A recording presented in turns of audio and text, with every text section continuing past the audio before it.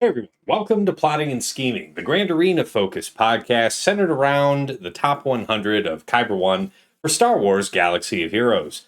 I am joined by the full regular cast here. We've got Dagger. Say hi, Dagger, to the party people. Hey guys, how's it going? There's TJ. Hey yo. The Figured I'd try something different. Sasha Aisha. Hello. And Fatal. I too am in this podcast. Right. All right, so gentlemen, we are here in the twilight hours of the off week.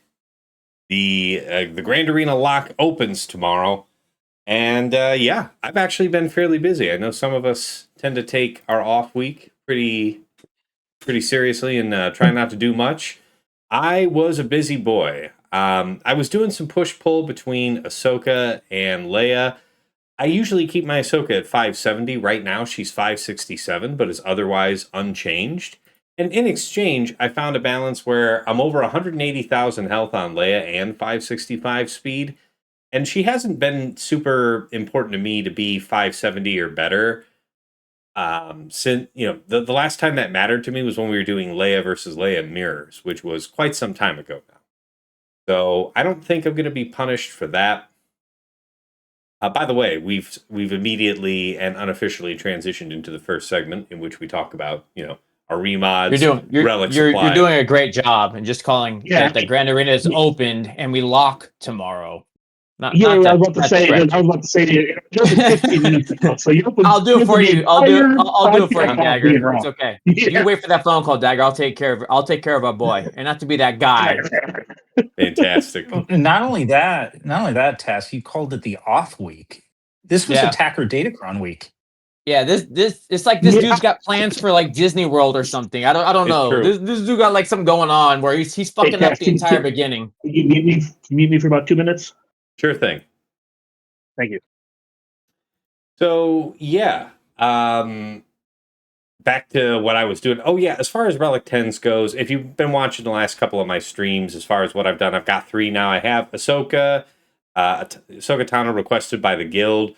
Rey, who was another one requested by the guild, but I also like this one for my own reasons because the added 5,000 health I got, I was able to kind of remod a bit and keep her more or less at the 240,000 health she was at Relic 9. And I pushed those other stats into a bit more speed and a bit more offense, so pretty happy about that. You disgusting whale. I know. We sped up Talon, we added offense, we added survivability, she's more dangerous. Let's see, what else? Yes, kept this is one I'm pretty happy with. Pirate King Hondo from 600 to 610 speed. I did drop the health primary arrow picked up a speed arrow to make this possible. So I went from about 180,000 health to 165. Picked up a good chunk of offense. We're over 7,100 and still over 77% armor. So I like this balance. Pretty happy with that. What else? Was there anything else I did that was pretty major?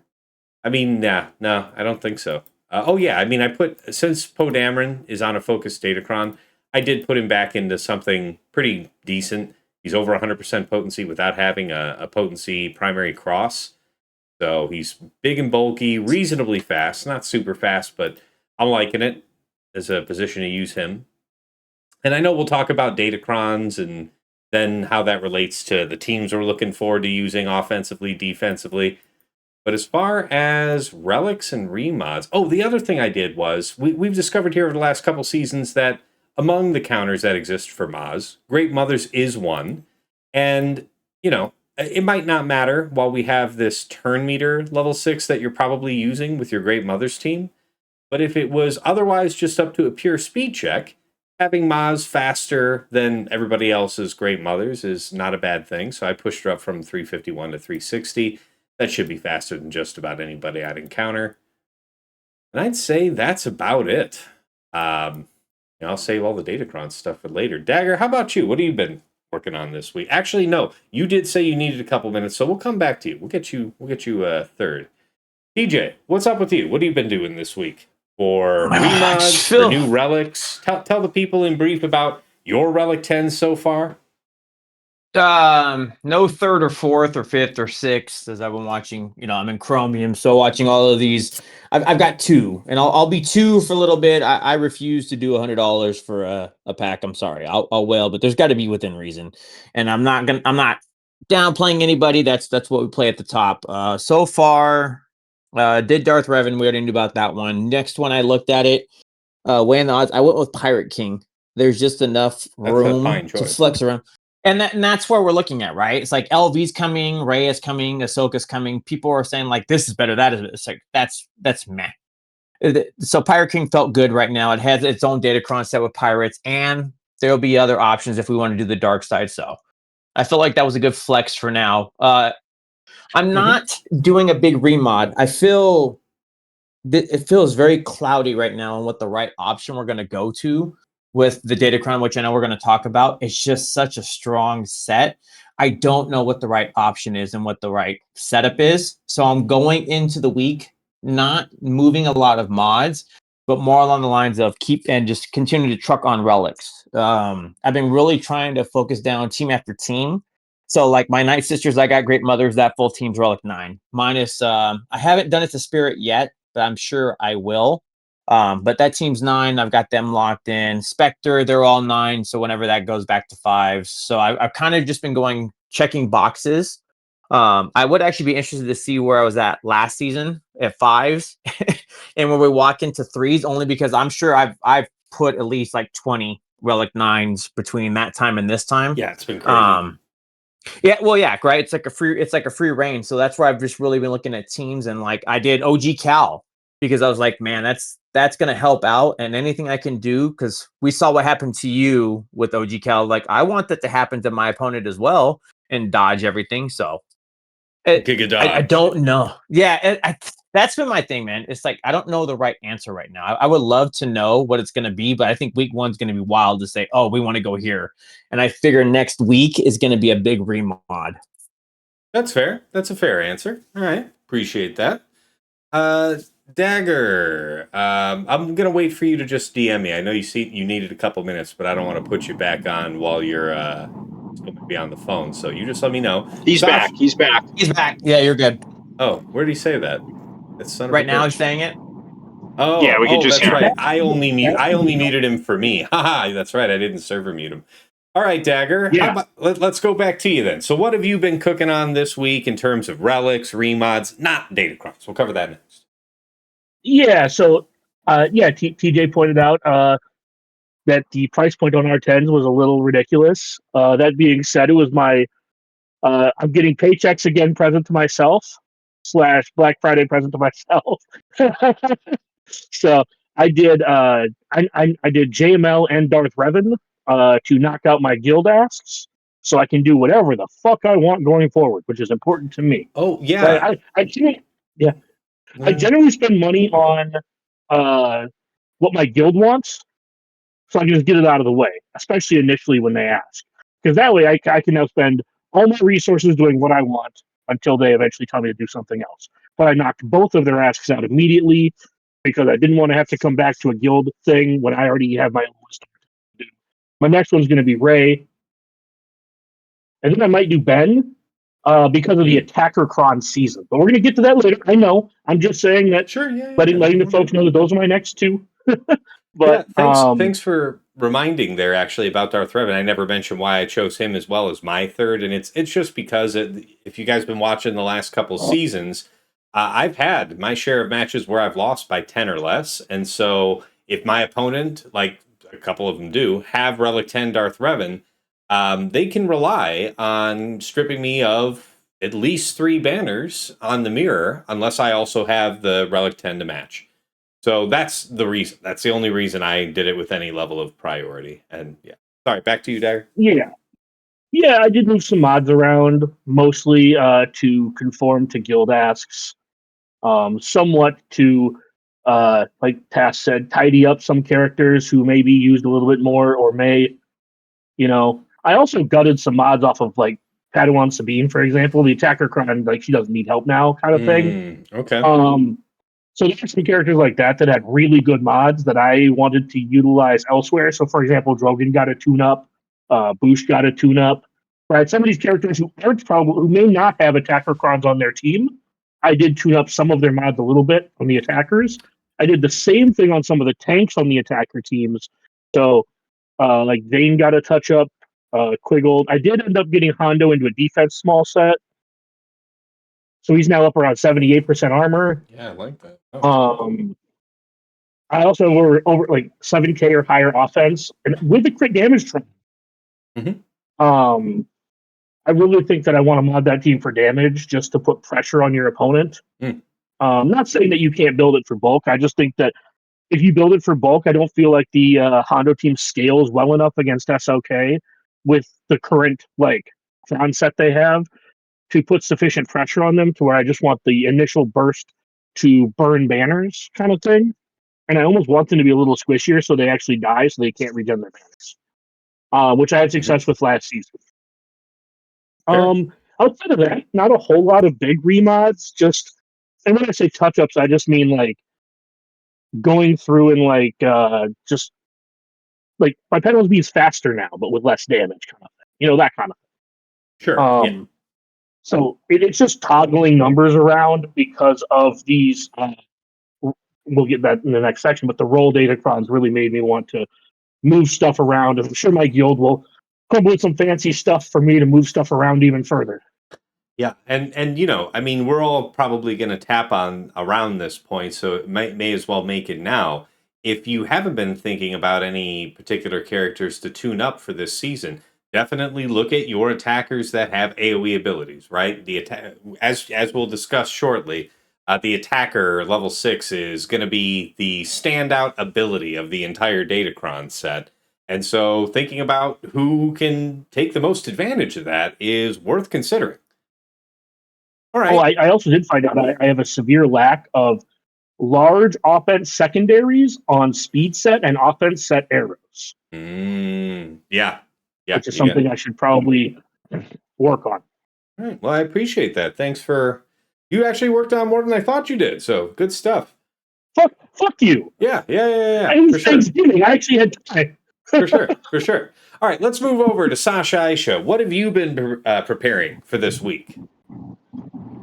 Sure. So we'll go through in a later segment the Datacron focus, but in terms of the rest of the roster, I didn't do too much reshaping my modding, but I did a lot of movement from R8 to R9, just kind of given where my roster is, and I know I'm considerably like behind UTAS in terms of R9s, and historically that's not been as much of a sort of competitive disadvantage, but with Relic Delta, I was a little more wary of it, and with the faster flow of R9 materials, I leaned really heavily. And gosh, I mean, the movement of my roster has been pretty significant. And like TJ was saying, there's a whole bunch over the last period. I think I looked 4.5 weeks back, and it's like 32 R9s in just over a month, or about a month. Yeah, you're like only 600,000 GP behind me, like overall. You're 16.1 now. But you definitely moved a bunch. Yeah. And you know, what I ended up doing was I prioritized sort of near-term impact when I was doing it, because I felt like this flow, I know it's accelerated a bit right in the moment, but like I just think generally R9s are going to be coming faster, and 5v5 stuff that I didn't feel like was an imperative for my guild and TW, even if I thought it would be really useful in GAC, I deprioritized it and really looked at like, hey, am I using this character in 3v3, what we're about to go into, with the assumption I'm going to be able to get more by the time we get back to 5v5. So there was a lot of focus there, and like, yeah, a ton of progress. I normally am really good about like preserving resources and like just having a lot in the bank to go into any new changes that come out. But like I've leaned so heavily into this, I've like just about spent my relic materials. Uncharacteristic, but I think I just got a little drunk on it. And that was fun. But so a lot on that front. And then the only like modding stuff that I did, which again, relatively marginal, but like I was looking at a few of the comps that we might use in threes with the new Datacron sets, and just maybe considering some tweaking on that front. Like, in fact, I haven't done it, but I was looking at like, gosh, do I want to put offense mods on pause, for example? Do I want like a little bit more potency on some other characters just to make sure that they're going to be landing debuffs, which have like an extra value with the attacker crons there. So I did not make those changes yet, but that, like, some of those are like things that I started at least looking at my mod sets for, and to see if I can make them. On R10s, to circle back, I think it was maybe the initial question, but I'll wrap that up last. I did the JML and DR that my guild was interested in. And then I don't know about a third. I'd love to, hear the group's discussion about like what they would prioritize, and maybe, we kind of need one more, or not one more, just 1 week worth of actual like field experience with stuff to make that decision. But I was considering whether to do like a Rey or Ahsoka or Ezra or Pirate King Hondo, but have not yet. So that was it for me, Tess. Nice. And yeah, I mean, before I pivot over to Fatal here, yeah, if I had a fun one that I would throw in that's like not super high priority from the guild, but for me, for the same reasons as I said for Rey, to have the flexibility on modding, I really like the idea of syncing it on Terran Malicos. It feels vanity because it'll easily push him up over 100,000 health, but also something like 13.3, 13.4k offense, just more, cosmic levels of destruction. That would be my fun one. But Fatal, at last, we are over to you. What about your preparations for this week? I know you're usually tweaking things regardless of when, where we are in the season. But what's changed? Because, yeah, your favorite Rolocron's gone. So how is that affecting your plans for, your pet new Bad Batch counter to Pirate King? What else have you've been remodding or relicking up, getting ready for this week? I haven't really touched anything yet, I'll be honest. I mean, I'll talk about Rolling Yeah. but like, fuck, man. I think Roll Crowns will be a shakeup that I think the majority of players are going to welcome. For me, I was so happy and content doing the shit that I was doing, and like, it all felt new and novel. I was hoping to be kind of like a Thanos thing of like, okay, this is just gonna slow build up over time, and then I'll be back in the top 10, it'll be fun, and it'll be like, alright, Thanos is here, let's see what the fuck happens. And this feels like the Ant-Man 2 part of that whole part of the MCU, where it's like, what the fuck are we doing here? Why? This has nothing to do with anything, this is just goofy as fuck. Fair. Yeah, I don't know. I'm like, this whole set is just kind of flash. Like, it's the same feeling as the bike raid. I'm just like, I mean, it's going to be here for a while, so I might as well take it seriously, but it's just so not the game that I've been focused on learning that I don't know how much I want to actually, like, dive into Theorycraft. So I might sit down with it tonight and, like, try to immerse, and I might just, like, go in head first and see how week 1 goes. But Fair. R10-wise, yes. Baron was my first. Still a pretty top tier R10 for that whole purpose that she serves. But I maybe would have done Wrecker first. But I mean, a lot of people ask me about R10s, and I think the biggest problem is that Rolocrons kind of ruined that entire discussion for the moment. Because I mean, to me, the entire value of R10 is, it's still pretty good for tanks. Is it as good as R9? No, but especially if you compare it to what it gives to other roles, it's a tank cron, or a tank relic still, in my opinion. I agree. They still disproportionately gain compared to anything else. So yes, it is almost more disproportionate. Like, good God, the Balkan attacker is like indefensible to me. Every time that I'm like, oh, maybe R10C, right? And I look at him like, yeah, nope. I know you were thinking about R10C, and then I did the compare to my own just to see what it did. Oh my God, the gains are horrific. Dude, horrific. Every time that I consider it, his placement, his order on the placement list gets lower. It gets actually just like, what are, but man. I don't know. It like, yeah, so basically, I think depending on your position in Coliseum, I almost feel like you either spend R10s now that, in my opinion, are going to be completely wasted in 4 months. Like, I think Ray is just going to be awful in 4 months. Like, that whole sort of thing. I might still just stick to my guns on my personal priority list of stuff that I want to work on, just because once the roll crowns are gone, I enjoy the shit that I'm doing. I want to keep doing it. I have no idea how much will transfer now. But, yeah, Wrecker Vane, Luthen, Queen Amidala, Pow, that sort of stuff is where I'm looking. I'm curious why you think Ray won't be good in 4 months. I'm curious to why you think she would. She gets like 100 offense and like 2,000 health. It's like if she's at 240,000, it's 5,000 is what she got from my setup. So, yeah, I'm more thinking about the whirlwind damage. Right. Yeah. Like, the whirlwind damage and then the mitigation. Yeah. And the 10% health and protection she's just going to get for getting a relic level. Like, it's deceptive because you say it's like, oh, it's like no health. It's like, well, it's actually 5K. And then on top of that, it's 5K plus another 10% of her base. So I'm not saying she's going to be the best R10. I just don't think she'll be bad. I think the GLs are all relatively good investments to R10 for the same reason they were really relatively good investments to R9. Except for Jabba, he should stay at like R8.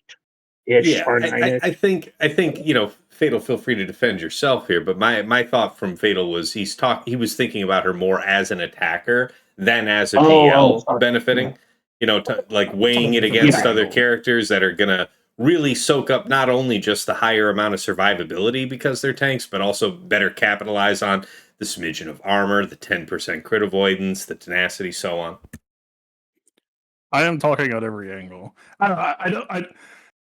I'm so hesitant to talk about R10 because I don't want it to just turn into I shit on people's choices fest. No, I think it's pretty nuanced about how one can apply it because, we were saying the other day that JML offers an outsized value, but then again, to what end, right? Maybe, what matchups are you taking on that you couldn't take on before by having this more powerful coin? I was thinking on stream, I was doing a chill stream earlier today. I was thinking maybe against a bulked out Lord Vader. Maybe then it could make a difference. Maybe that would feel significant. Or maybe you're pursuing a strategy like what you're going for, Fatal, where you're undermanning everything and you just plan to JML Hoda a shitter team on every board, every match. That would be valid. Pulling off a 58 and 3 versus 3 reliably is great. Yeah, and to be clear, I'm not trying to argue that R10 is like an amazing relic level that everyone should put on like a bunch of characters. All I'm saying is you get these R10s and you're incentivized to place them for some amount of competitive advantage. And there's really only like 15 to 20 characters that get a real advantage from these relics, and Ray is one of those characters. Well, most of the GLs are some of those. Yeah, sure, yeah. Well, I understand that like R10 itself is underwhelming and a self-fulfilling like prophecy in a way where once they R10, the thing that kills your R10, it's a wash on stats, except for accuracy. So I also think that R10 is underwhelming on a lot of different levels, but I also think that there are ways to gain incremental advantages. Where, for example, not to go back, just to go back to Ray again, the extra damage on her whirlwind, I think, is especially with the 5% damage from Relic Delta, I think is going to be underrated, especially. And I'm not even talking about the attacker crime. I'm just saying in general. Like I think people sometimes forget that whirlwind can actually do a shit ton of damage. That's fair. Well, yeah, let's hear from Fatal. What are you thinking about how you're weighing your Relic 10s? Yeah, I don't think anybody here is accusing you of shitting on people's Relic 10 choices. It is a nuanced discussion. So the best way that I could explain my philosophy on R10 is how many times have you played Starkiller against Rey and she whirlwind to Palpatine and you lived with like 5% health or even less than 80% health?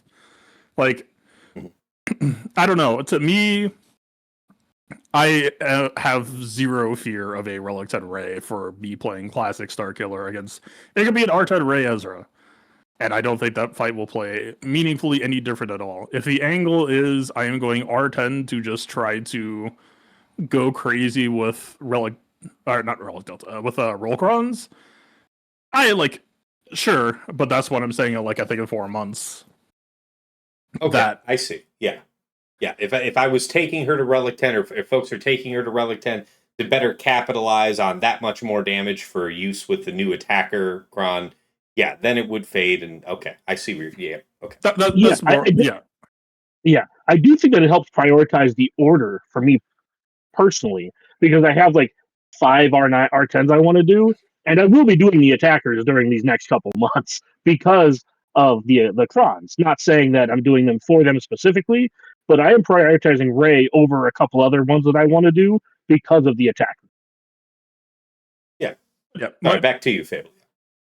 My broad philosophy, and the reason why I had the reaction that I do to a lot of people is because for me, like I've seen people out of the Discords posting my list and say like, man, what the fuck is this? This is weird as shit. I am trying to apply relics for impact. I am trying to flip matchups or enable me to do stuff that I couldn't already do, or apply pressure in matchups where there's already a lot of friction. So like, the feeling that I have in the gut of my stomach is I think a lot of players tend to treat it as like an award to give to teams that they consider to be good. And that's just not really how I'm interested in doing things. And like, the thing I'll say is if you're trying to apply R10 to certain characters, as someone who does the math on this stuff fairly often, please just think about defense mods. Please? It's like, it is so much stronger than R10. Or you know what? You're going to do R10, do defense mods as well. Do both. Because, hey, they combo off of each other. Like, there's been so much heated debate and discussion over whether R10s are being wasted or not right now. And if I see someone vehemently arguing that it was good, and I look at their account and their defense is bad, I'm just kind of like, I'm sorry, you, like, there's a dissonance here, I feel like. I don't know. No, folks have lost the plot in that sense. Let me ask you, what I kind of stumbled into this statement on my chill stream earlier today, and I wonder what you guys think of this as a truism. As far as your assessment of the level of impact that Relic 10 brings on the whole, would you say that it is more advisable for the average player to pursue a character from 8 up to 10, or from 8 to 9, and then another character from 8 to 9? 8 to 9, like 8 to 9, like what? So two Relic 9s or one Relic 10. That's the real question. Two 9s. Like, 100% agree. It's 2 9s. Okay. Versus 1 10. It depends entirely on account state. Like for my account, after like Sasha for the last month is like, dear God, I just have like 20 or 30 Relic 9s suddenly to give out for whatever infernal reason. That like, if you're already well served on 9s, then like, my Cal is still alright, my Bears is still alright. Maybe R10 would be like tempting, but probably for most accounts that aren't caught up, yeah, of course it's 2 R9s. Yeah.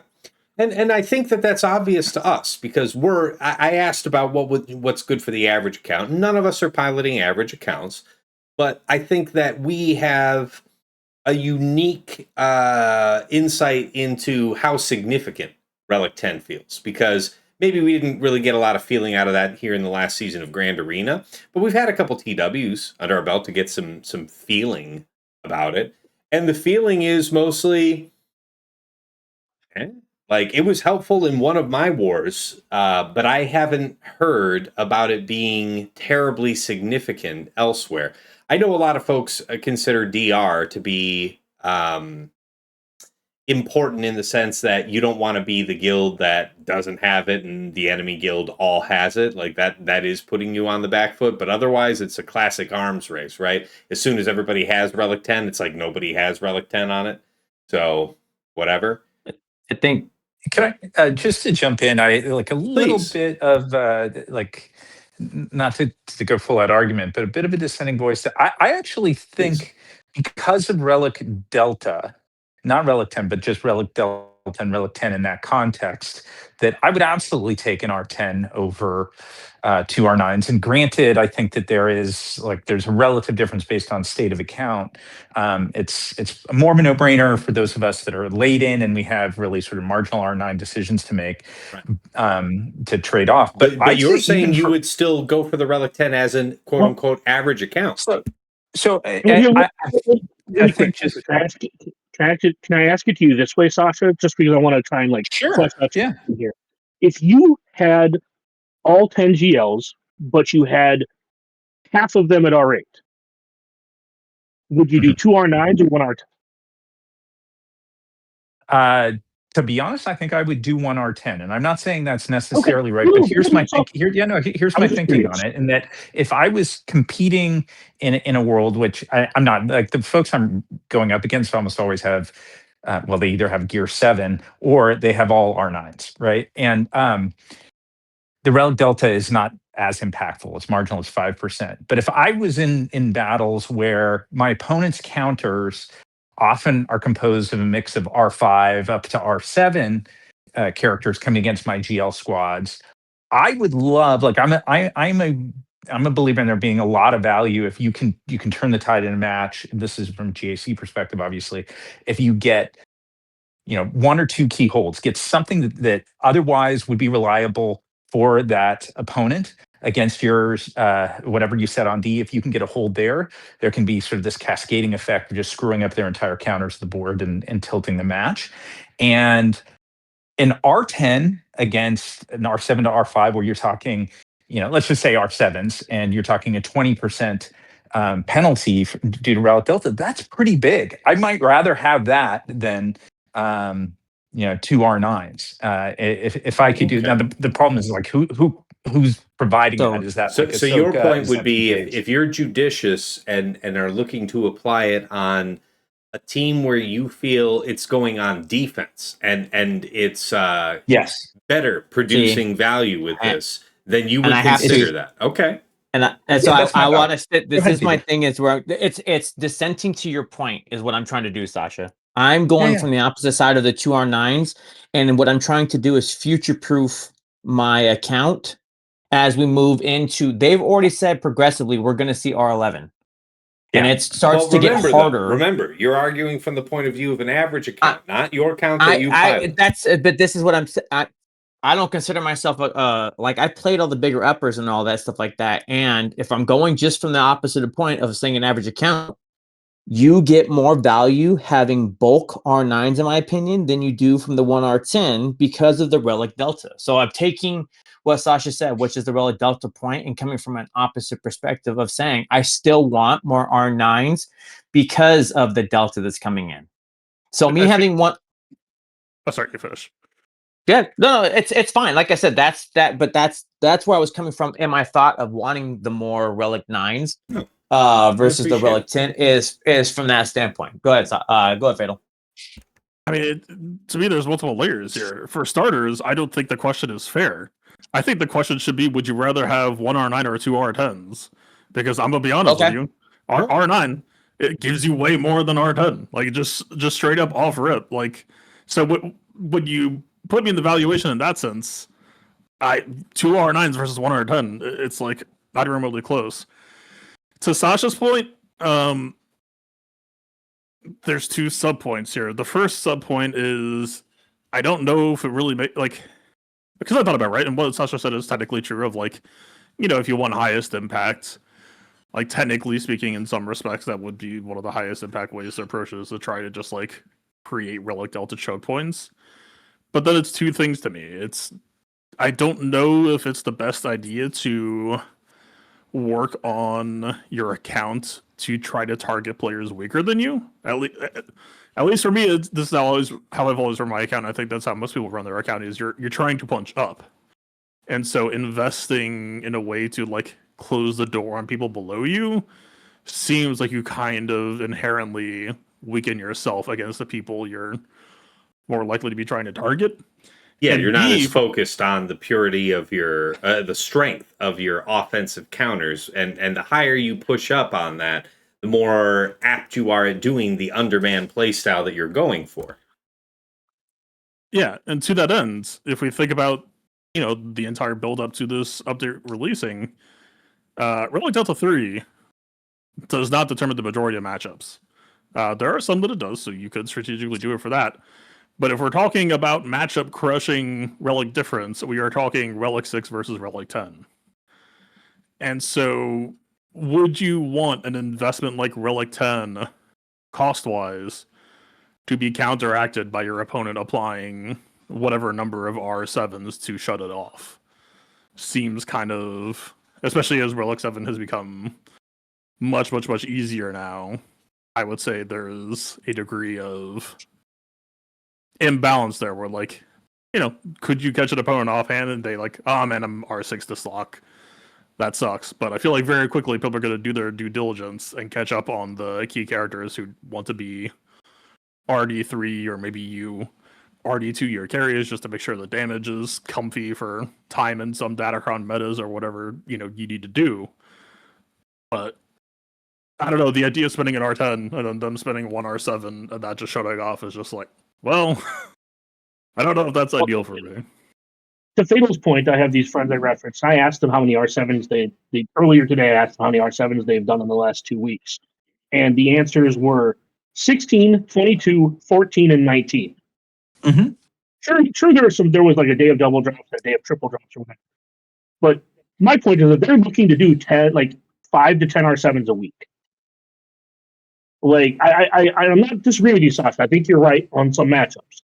But the reason why I would take the R9s is because of what Fatal said, where I feel like the floodgates have just legitimately just been like the door's been kicked in, not just cracked open, just kicked in on R7. To be fair, And I think that factors, by the way, it factors into me weighing those options. Like 2 R9s is maybe it takes 1 week to accrue, and 1 R10 takes 2 weeks to accrue right now, like at end game. And for me, like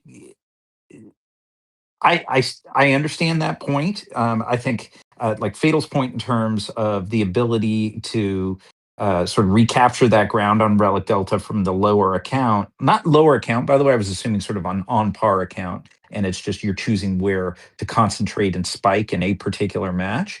I understand. I understand that point. I maybe it's that personally I don't have the experience with an R3 Delta, but the 20% to me sounds really big. I know like that may not be LV shutting down BKM. I what I wonder, and I don't know, again, I don't have the experience, but like a Ray squad against EP MJ Star Killer, no tank. She can throw her whirlwind wherever she wants, and that whirlwind and each ultimate does 20% more damage than it was doing before. Will that turn the tide in a match more than like multiple R9s? I don't know. no, I like but the that was my gut. consideration. I like the consideration going into your answer because I think most of us that gave the idea of the 2 Relic 9s were just looking at it on a purely value-based thing, like in terms of most offensive impact and reducing Relic Delta against yourself. 2 Relic 9 seems better, but in terms of maximizing whatever sort of gains you're looking for by forcing a higher Relic Delta on an opponent, that is a short to medium term strategy, right? Like you will get the most out of that by acting on that now as opposed to later. So if you were to have this point of view, it would be best to act on that now. The one small pushback is unless you're doing exactly R7s versus R10s for the 25%, then some things get sketchy. But if you're just thinking R10 versus R8 versus R10, which is what most of Kyber 1 is, I think at this point, and maybe I'm out of touch here, but I feel like most of Kyber 1 at this point is like not doing R7s versus R10s or R6s versus R9s, right?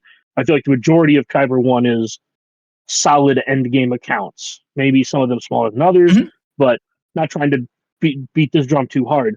But and Fatal mentioned this too. So many of the counters we do just are mechanical counters.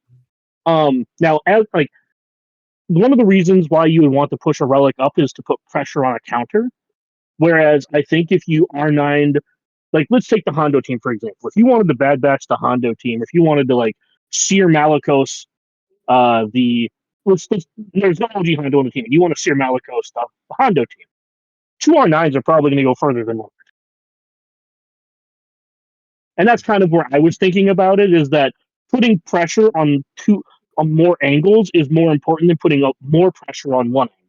Frequently, when it comes to these counters that actually have some movement in the percentages. Nevertheless, I appreciate. I appreciate Sasha being the lone dissenting voice on that point of view, and that's one of the strengths of the show, guys, is that folks can decide however much they want to take of any point of view. So I appreciate it. That's great, guys. I don't actually think Sasha's wrong. Just to be clear, I think Sasha's right. It just all comes down to preference. I know we're trying to dismount, but I'm gonna throw in one combo. Go ahead, please. To Sasha's point, I think Relic 10 becomes a lot better the moment Relic 11 comes out.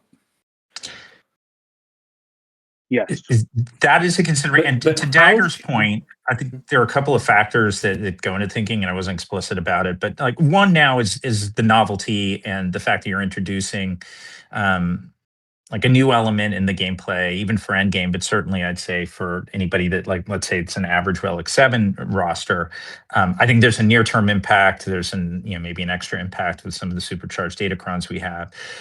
But there's a longer term value to be had too, with the fact that this is the game that CG seems to be setting up for longer term play, where they are introducing additional relics. Along with the additional relics, if it's the pace that they're presenting now, and I don't know that they'll keep that up, but if they do, we won't be fully relicking our entire rosters. Like even those of us on here that are accustomed to having that, and you'll get more and more selective, and you will be concentrating on certain strategic spikes in the roster. And this would be a first step on that journey. It was part of my longer term thought.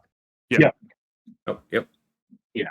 Because the moment that Relic 11 comes out, Relic 8 starts to lose I shouldn't say lose value, but R8 starts to become kind of sketchy, because the difference between like R9 and R11 is, at least the way that it currently looks from what CG has said, 20% potency, 20% tenacity, 20% accuracy, right? Like these are going to compound very fast, like 10, 11, 12. The extra stats you're going to get are just going to compound so fast. Yeah. And Fatal, did you have any other comment you wanted to throw in on there? No, it's just that, like R10 to me is like Relic level 1. Is like I'm never gonna be excited about Relic level 1, but the moment that Relic level 1 becomes the bridge to Relic level 2, is like, okay, we're just by sheer virtue of giving access, or like I almost treat Relic level 11 as the effective version of Relic 10. I mean, I'm assuming that Relic 11 would just be 10 duplicated or whatever, right? But like, assuming that 11 is just 10 too, you combine those two together and compare them to 9. Kind of like Dagger said, that's a lot better of a thing to do, and that looks a lot better than R9 suddenly. So. That's it. That's my concern. One of the things going into my R10 decisions is, do I plan to R11 this character? And that's one of the reasons I was giving task for doing Ahsoka, is because I would have no intention of R11. I think you're crazy. And don't get me wrong, I'm not saying she's a bad R10. I'm just saying that my personal decision to do Ezra as my first one is because I do plan on 11ing him. You know what I mean? The same is true of JML. DR the guild ask, and so is JML. But I could see JML being one of my first 3 to 5 11s, just from the power spike of the prot.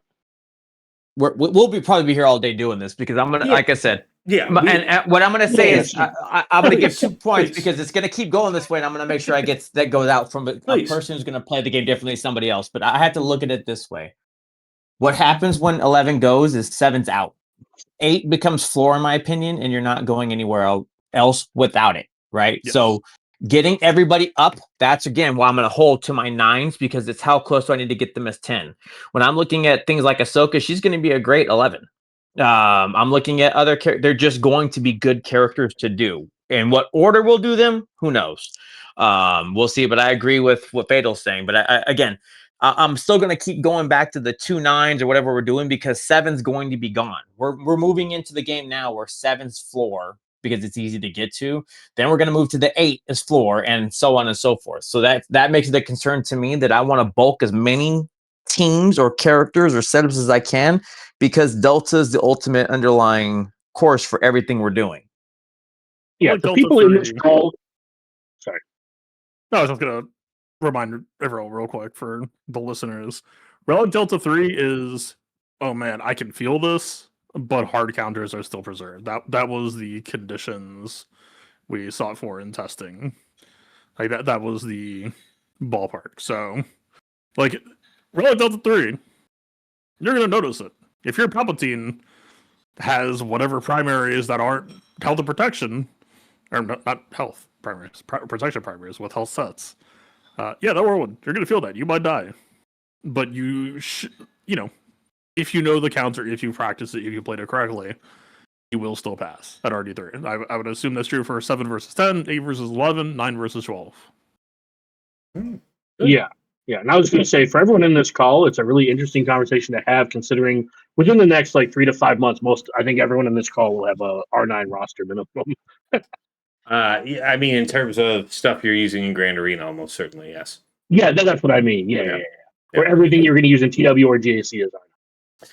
Good stuff, guys. I appreciate that, and I think we did a damn fine job of covering everything up to going in detail about the Datacrons, which brings us into segment 2. Set 25 is something that we're all farming right now going into this first week. Hopefully you've got enough to fill in the gap with what you've lost from set 23, and you'll be in a good spot. Now, for those of you who haven't seen my Datacron video, I'm sure Fatal has had that discussion on at least one of his recent streams. Your favorite content creator has likely already put out a video for it otherwise. And yeah, as far as my priorities for this week, like the best 2 Datacrons are probably the HK first and then Rex second. Although the stats on the Bobacron are super attractive. I did get all 4 of the Focus Datacrons maxed out, but I just wanted to mention how I kind of prioritized them. Phasma was the least of these. And then aside from that, trying to have maybe 2 long text attacker, 2 long text healer, 2 long text support, maybe 3. And then the rest of them are, the subject of the evening for the large part, will be this long text attacker level 6. So we'll read it out here just to have that basis for conversation. Whenever an ally inflicts a debuff on an enemy, all attacker allies gain accuracy up for 1 turn and 5% offense, stacking maximum of 120% until the end of battle.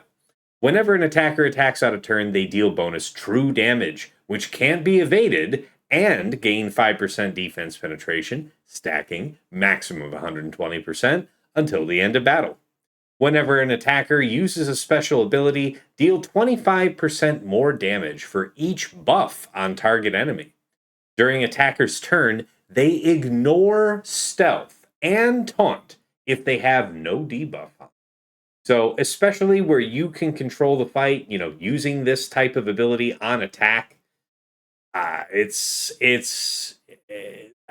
shudder I struggle to think of what kind of defense you could offer that could really blunt what's going on here in this ability.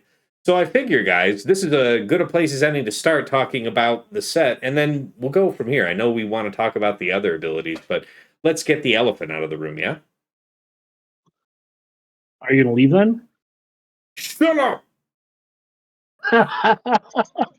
Sorry. Yeah, but what do you guys have to say here? I mean, you can share your thoughts overall on the set, but I kind of kicked this in the direction of at least getting our early comments out on the attacker level 6, because I think for any of the role-based crons, the long text ability is going to be the standout, and I'm happy for us to discuss those exceptions. But certainly for the attacker role, this one is far and away the best. So what do you guys have to say? I have 11 of them locked in, and I feel okay with that. Share with the folks how that weighs against your, number of support crons, tank crons, healer crons.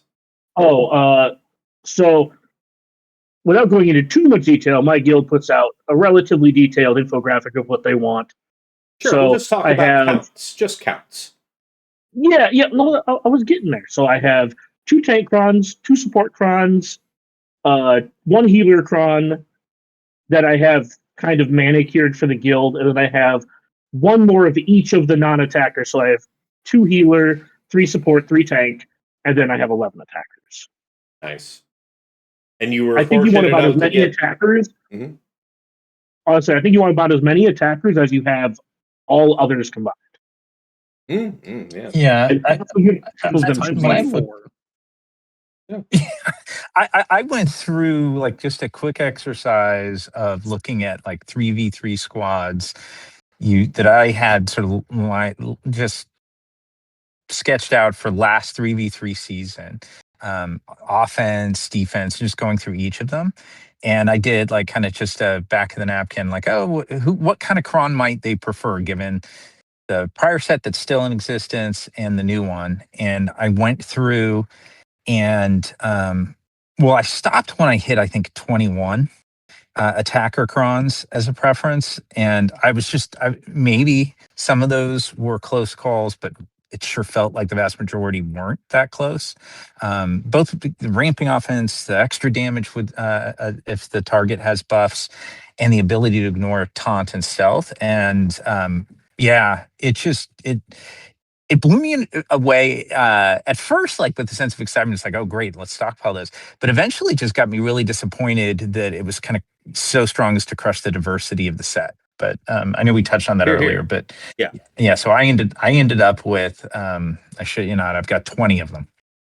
Wow. Yeah, when I did my Holy count, That's fuck. funny. when I did my count of the 30 teams, Sasha, I came up with 16 of 30. That's So Yeah. a little bit under where you're at, but yeah, over half. I'll probably be about the 20 mark is where I want to be too. I feel like and it's just the flex. That's your goal for going in for week 1? Man, you guys are crushing me. I'm close. I'm No, I'm happy I with where think I'm I'm at. at. I think I'm at 6 light side, about 4 to 5 dark side. I'm trying to keep it together just because there's so many different pieces doing it, but it's just I don't actually. that Yeah, I don't actually care about the level 3. I want to be honest with you. I'm trying to Okay. tweak that. Would be nice to have it, but that is just a nice to have. I don't give a shit because ultimately I could put a light side attacker on a dark side team and stats and it's just going to beat the shit out of whatever you touch. I just want the flexibility to be able to do it because so many teams are going to have just that one attacker who does all of the work for all of the team. Man, you're gonna miss that 2% amp bag when you throw a 500k AoE and one shot their entire team. Yeah, I will say that for those of us who are more reasonable when it comes to, you go way harder than I do. I love you for that. But for someone like myself who's only going to end up with like 21 to 24 level 9s, I'm shooting for like 15, 16 attackers by the end of Yeah. week 2 of Conquest. Fair. So just like you guys can get as many as you guys can. I don't put as many resources into that as you guys do. So if you get all 30 level 9s and you want 21 of them to be attackers, God bless you. I don't want to put that many resources. All right, no, that's fair. But yeah, Hey, I'm not sorry. recommending Attackers, super my path to Dagger's Yeah. Point. I'm not Yeah. recommending it, but it's one of those, hey, I get a little, the O and the C in OCD actually mean something. And so, yeah, that's, Why I landed on 20, went all- Sasha. Just to be fair with you, you said 21 and you made me cringe. That's why I went 20, sir. Because you can. There's nothing wrong with a 10 and a 10. I'm sorry. Yeah. And did I'm sorry, did Fatal? Did you get your full comments out earlier? Because I know you and Sasha were kicking off at the same time a minute ago. I have 11 Tacker Crowns with millions more on the way. Okay. I have like 15 healer crons. I know I talked about interest in healer crons in the past.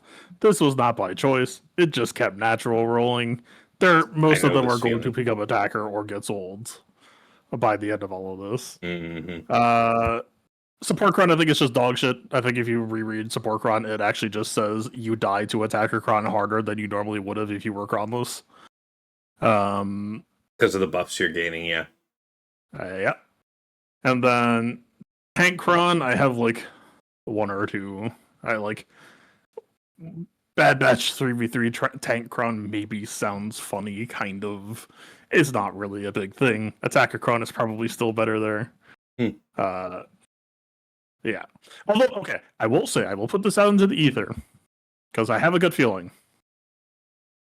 Attacker cron, obviously stupid. CG fucked up. I really wish that support cron was not a less of it enough, or they were like, okay, the problem was that it was for supports, so we're just going to reprint it for attackers. There's a part of me that wonders if 3v3 is going to be a little bit less attacker cron favored, or like if there won't be a little bit more space for some weird shit to happen with other types of crons. Obviously, the screenshots floating around the edges, that's probably no, but just, in 5v5, you usually have like 3, possibly 4 attackers floating around to exploit it all. In 3v3, there just tends to be less team share being attackers, so it's like, all of a sudden you're questioning, like, well, is this a Darth Vader against Queen Amidala just immediately ending the match, or is this like a Great Mother's fighting whatever, and like maybe Spirit doesn't have that many buffs to tee up on, like that'll probably still be good, but is it going to be like 500k one shot Andy? I don't know. So I still intend to go all in on attacker cron, but I am kind of eager to the you should pick tenacity. I want you to know that I'm not mad. You're mad. I'm fine. I'll tell you what I'm looking forward to is the indicator when the attacker or datacron meta going too far, and I'm going to go straight into .gg at the end of week 1. Or maybe it'll be week 2 when people have accumulated more, because it's just going to be so the no-brainer that you go to it is I'm going to search up everybody in Kyber 1 that set GL Ahsoka, Ezra, and General Syndulla with an attacker cron. I'm going to be very excited to see people who did that. Because it's going to happen, dude. It's going to happen. Yeah. People are going to go, like, oh, perfect. Imagine this thing rocking the world. So, yeah. Ezra's an attacker, right? Sure. He attacks, doesn't he? Don't worry about it. Don't check. There's no cause for concern. All right. So I mean, have we gotten our full comments out about this attacker level 6? And are there any other worthwhile mentions? I know we might have considered like that riposte level 6 as being interesting, but compared to just the brute force of this long text, riposte. Yeah, I said my comment on your stream. Riposte sounds really cool in principle, until you don't need to go under their protection because they don't exist. Yeah, because this is just too hand-fisted. Cool. Sorry, you were saying? This set has a lot of really cool stuff. Mm-hmm. They should not have attacker cron. No, it's fine. For all the opponents, riposte is way better. You should definitely, for all my opponents, please know that you should go with riposte, and anything else you do, you should be ashamed of yourself. Mm-hmm. Dude, honestly, I think if they remove attacker level 6 from this entire set, it is still probably one of the top 3 to 5 sets that they printed, both from like an interesting perspective and a power level perspective. I like that. I don't think people realize how I don't know. And we're not going to realize the rest of the power of this set because the attacker cron is so pervasive. Yeah, far and away, so much better. Sorry, you were saying something. I don't think they have to delete attacker. Literally, you take the 25 and you delete the 2, and it's just 5% extra damage per buff. I think we're good. I think we're chilling. Like I feel like the 4 nations live in harmony. I don't know. I'm just gonna be a little on the upset side of how strong they made the light side level 3s. I'm not taking away the 2% dark side. Don't get me wrong. A lot of teams are gonna like it. But why can't they give an equal amount of light side love to dark side love? I don't understand why it has to feel so strong one way versus the other. Your equivalent love in terms of bulk is in set 24. You have that from the previous. Oh, dude, they did it one time. Go look historically at what they've done for light side versus dark. I'm sorry, man. I'm gonna keep harping on this. Make the shit equal. I don't understand why you can't. I don't want to sustain. Go ahead, Dagger. But be brief because I don't want us to stay on attacker for too long. No. All I'm going to say is I agree with you, TJ. But Speed Up on Basic is underrated, and I will say that the attacker level 6 is dark side code. I'm just saying that if I give my lifestyle guys 25% and you have, I don't know, speed up on basic, that's cool. That's a cool trade. Yeah. Bulk doesn't matter as much as it did back when it first came out. It was extra impressive because the board was small. I feel like bulk matters. I almost feel like bulk is a crutch nowadays because I'd rather have the turn meter level 3 and on a lot of these attackers because here's the thing. If I get to go first and have the attacker card, like I don't give a fuck if you have bulk. Yeah, I feel like that's largely the case. Yeah. Yeah. So to your point, though, DJ, I do agree that Darkseid gets kind of shafted on the level 3s. Supposed to move on from attacker cron, but I think it's going to be about 4 months before we could do that. Yes. Yeah, I appreciate the joke. Hashtag too soon. I Hashtag appreciate too the soon. joke. And you know, when we finish up talking about Datacrons, if there's anything else you guys wanted to say about Attacker, we'll make sure to get that in. But let's just move on to the next thing and see, you know, what kind of credit we want to give to these. What say you guys about the long text healer level 6? At the start of their turn, healer allies inflict healing immunity on all enemies for 2 turns, which can't be dispelled or resisted. Whenever a non-healer character is healed by an allied healer, they reduce their cooldowns by 1. Whenever an ally falls below 25% health for the first time, all allies recover 50% health and 100% protection. The first time an ally is defeated, revive them with 50% health and 2 stacks of heal over time for 2 turns. Whenever a healer is critically hit, recover 15% health and protection and grant a stack of heal over time to the weakest ally for 2 turns. What you guys think?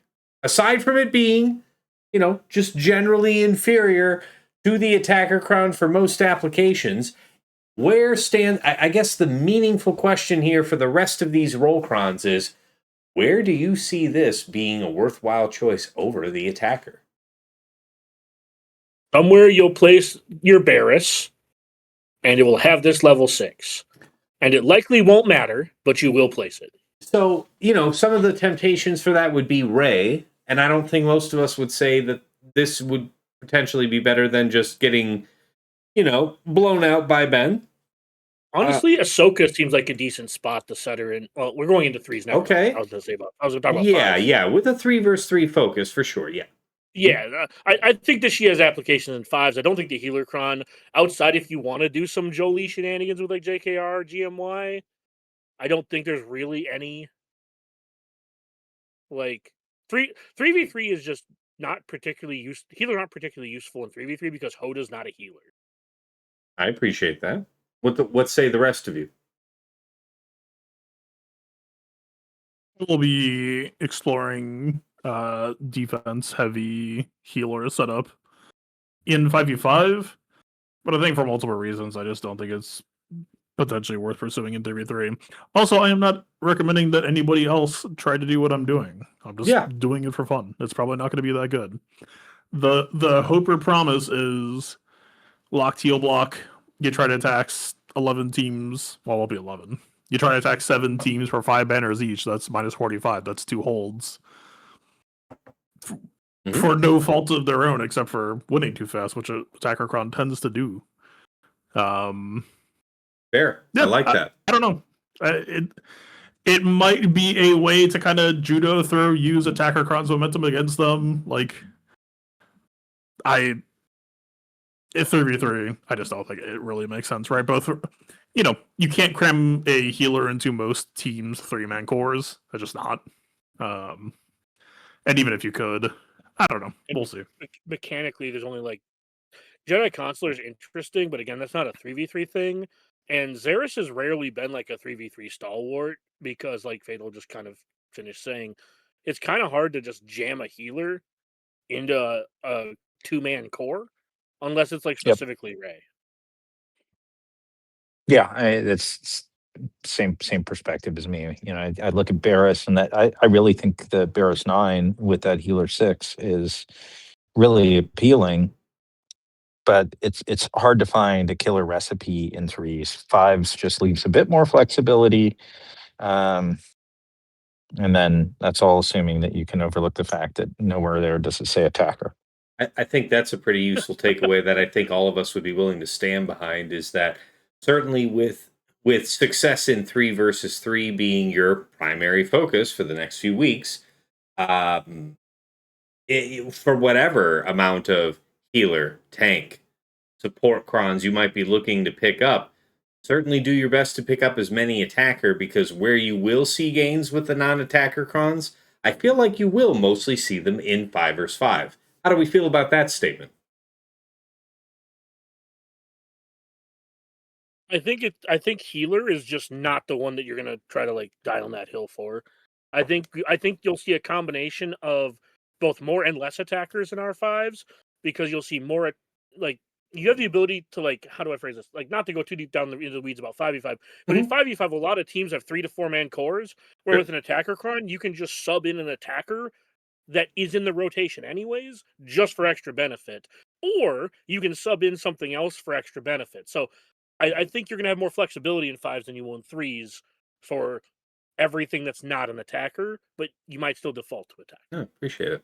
What say the rest of you?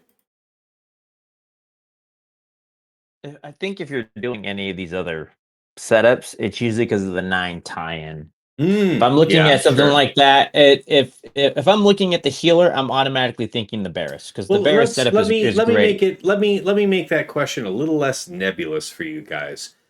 For the purposes of 3 versus 3, are there any non-attacker level 6 crons that you see as a priority? Again, for 3 versus 3, we can say that stuff like the Xeris cron, we can expand on that, make better use of it, come 5 versus 5. That's fine. And we'll definitely cover that in the preview for 5 versus 5. I feel like that's your answer, though. If you want me to be honest, because you only have 3 characters to play with on a team, unless you're trying to underman or something.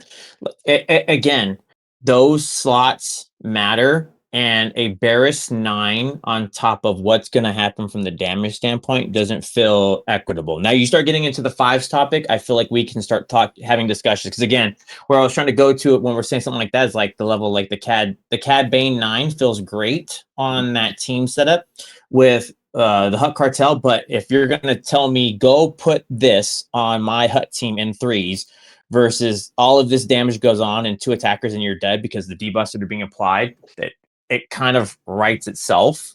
There's just not enough space, and those pieces are pivotal.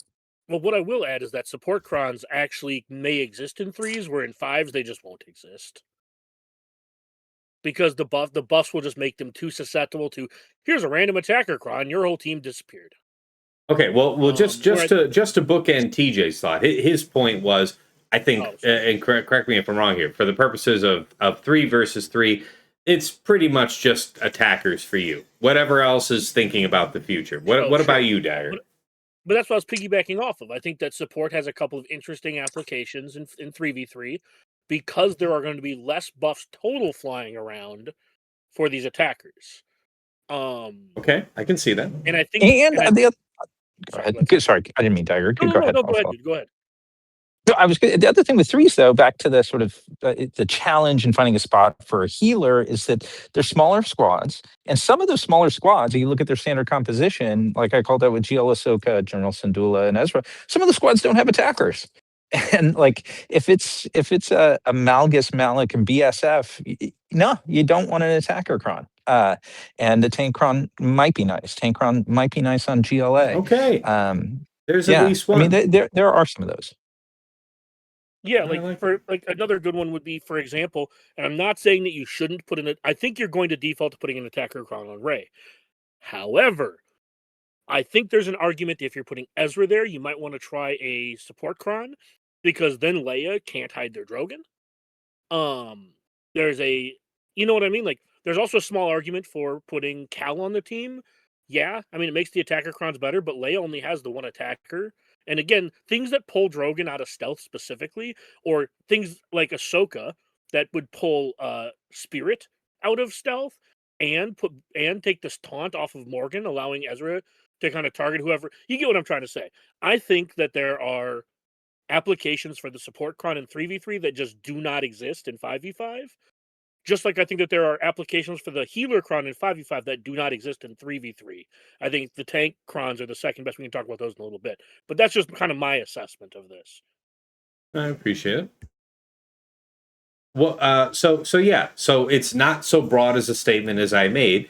There's at least a case there for Ahsoka Tano to be running a non-attacker cron, considering that classically the best composition of Ahsoka Tano in 3 versus 3 does not feature an attacker. So fair point. But yeah, as soon as I finish this fleet battle, we'll flip back to crons. Fatal, did you have anything to say on the point of 3 versus 3, the merits of non-attacker level 6 crons? I kind of already got to it with my original statement. So I don't really have anything to add on top of it. All right, fair enough. Well, how about the support level 6 then? I mean, I'll read it out here as soon as this fight's over. It's going to take probably the rest of my natural life for it to end.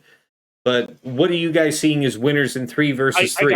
I got you. At the start of each encounter, grant all allies evasion up and tenacity up for 2 turns, and inflict tenacity down and evasion down on all enemies for 2 turns, which can't be evaded or resisted. Whenever a non-support ally is critically hit, grant them protection up, 20% stacking, max 100% for 2 turns. At the start of their turn, support allies dispel all buffs on themselves. If evasion up, health steal up, potency up, or tenacity up or dispelled, inflict the opposite debuff on all enemies for 2 turns, which can't be evaded or resisted. Whenever a support is critically hit or inflicted with a debuff, they gain stealth for 1 turn. I think this is complete ass in 5v5. I think this has some minor applications in 3v3. Mostly trying to strip banners from things like Leia or Great Mothers. Not that it's going to hold per se, right? But a lot of these teams that only have, as was said, if you only have the 1 attacker, you can kind of try to burn a couple banners on their 1 attacker. Any stands want to step up in defense of the support cron here for larger applications in 3 versus 3? Okay. I hope not. Do I have a tank long text ready? I think I do. All right, guys. For the tank level 6, the long text here is the first time a tank ally is defeated, revive them with 100% health and protection, and they gain a bonus turn. Limit once per battle. Tank allies taunt for 1 turn whenever another ally is inflicted with a debuff. Whenever tank allies taunt, they gain defense up for 1 turn and 5% critical avoidance, stacking until the end of battle. Whenever a tank is critically hit while taunting, they recover 15% health and protection. Whenever a non-tank ally uses a special ability, tank allies assist. If the enemy was taunting, deal 250% bonus damage. So the tank becomes the anti-tank. Who is this desirable for in 3 versus 3?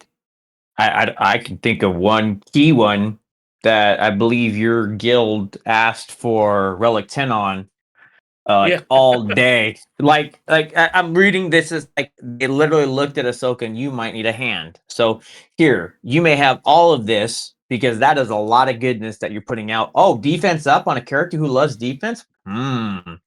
Considerable taunting and that's going to dispel and she's going to assist?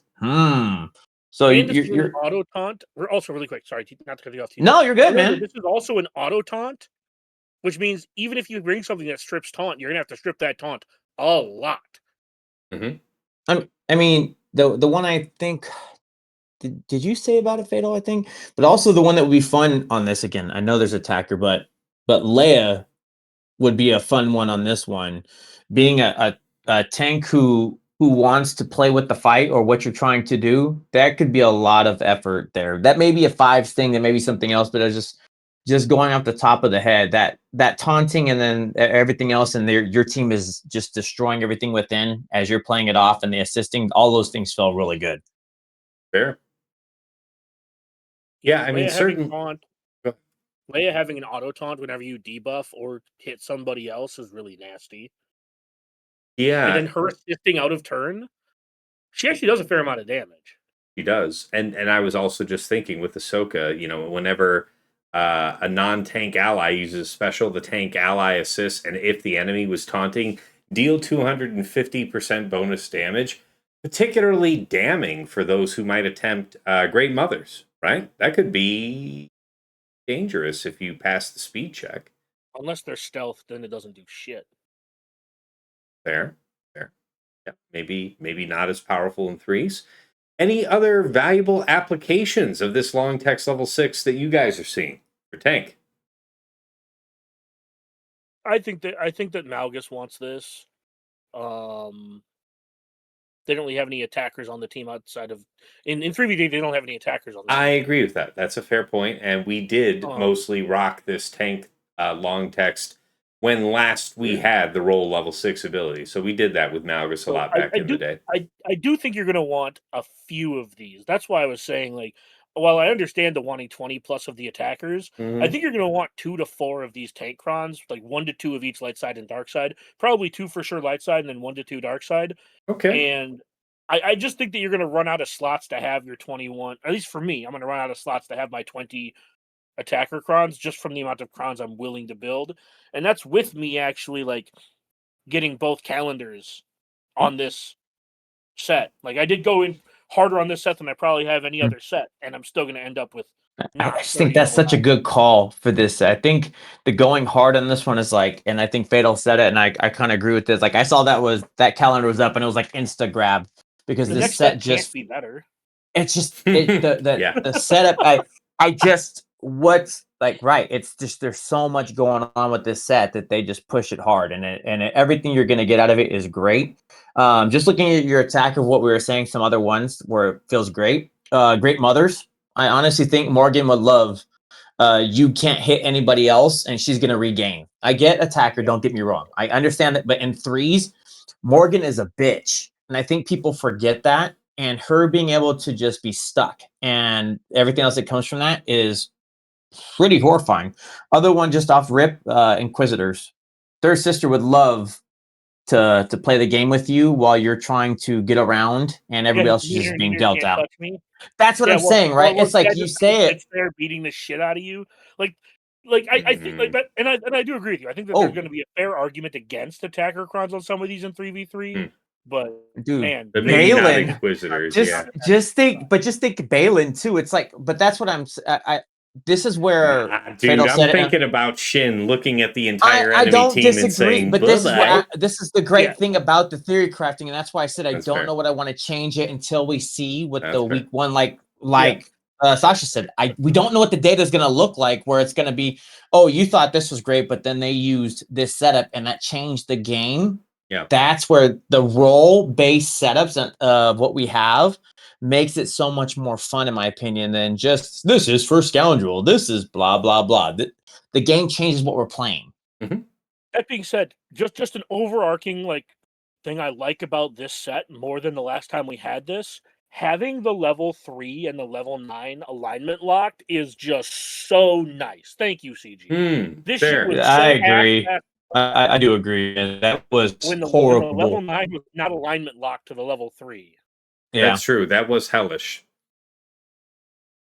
All right, guys. Appreciate that extended discussion on those Datacron abilities. Let's move into the next point.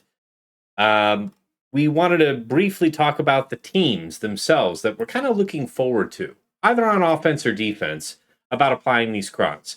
Now, this can, not only be these role-based abilities we've been talking in the normal Datacrons from set 25, but also any plans that you have with the focus Datacrons. I failed to mention this earlier specifically, so I will shoehorn it in now. Even though I really like this cron potentially for Bane, I might do this like from week 2 or week 3, a 3 versus 3. But I want to say for week 1, I have buffed up my Boba, my Zam, and my Dengar to run all 3 of these together and see what kind of havoc I might bring.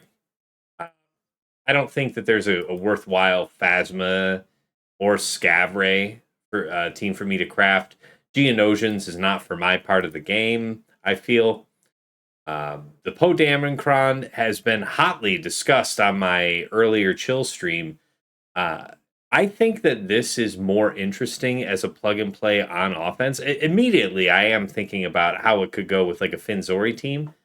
But as Dagger pointed out in the chat earlier in that chill stream, if you set this on defense and your opponent gets wind of it, like, if you set this in week 1 and we're going into week 2 and you still like that for defense, your opponent's just going to look at that and say, save Balin and trivialize it, right? So whatever team you're trying to buff up with this, not necessarily that it's a bad idea, but it certainly has an existing natural hard counter. So that's pretty cool. If you're going to do an HK lead team, that would be with you follow up on me as soon as I'm done just talking about the Kron overall, and then yes, by all means, step in, Dagger. But as far as like other uses of this Kron in particular, like HK lead with IG88 and maybe something like Sortie is kind of like a C team that you're maybe raising to the level of a B team by having these Datacron abilities active. This IG86, I have IG86 unlocked. I don't. I'm a fan of what he can do, but this still probably isn't good enough to merit use in 3 versus 3. And then Poggle Lesser is how you say butts. All right, Dagger, tear what I set apart. Shreds, do it. No, I was just gonna say I don't think Poe's gonna shine in 3s. I think Poe's gonna be like, I'm gonna sit here on defense, and you're going to use your Balin on this really ratty team that has Poe on it, or you're gonna take this on offense to trivialize something. Like basically, this Kron in 3s is gonna be -3 banners here. That's Fair. pretty much it. I don't think that this is going to be a game changer in 3s, only insofar as the attacker crons exist. So once they do get turns, you're just going to die. In 5s, I think that this has way more implications for various reasons we can talk about in the next in between. I was mostly just going to say that I was mostly just going to add that I think that this Pokron is going to not shine as much as I think it will in 3s. Fair. And then, regarding this Rex Kron, I said this on as well in my previous stream, so I'm trying to keep the two thoughts separate. But yeah, Rex Crex 5s might be interesting to try again on defense. That really hasn't been a thing for me in some time in 3 versus 3. But this looks powerful enough where I'm intrigued. And I feel like this Kenobi ability is mostly going to see advantage in 5 versus 5. This Nihilus ability is the other likely candidate for me in 3 versus 3. So if I'm not doing Rex Crex 5s, I'm probably using this as my Treya Nihilus Savage team.